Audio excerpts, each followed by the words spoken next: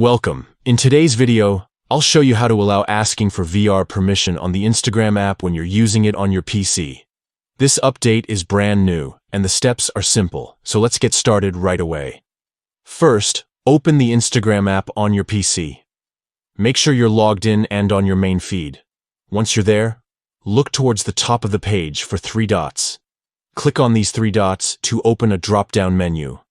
From the drop-down, select App Info. This will take you directly to the app's settings page. Here you'll see several options, but what you want to do is enter the settings section. Click on Settings to continue.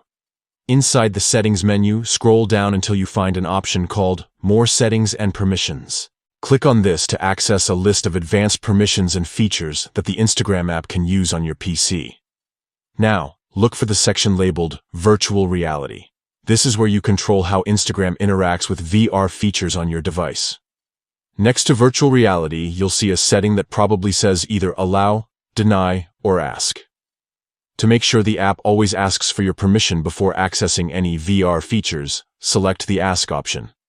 This way, Instagram won't use your VR hardware or data without your knowledge. Anytime an action requires VR access, you'll get a prompt, giving you full control over your privacy and experience. That's it.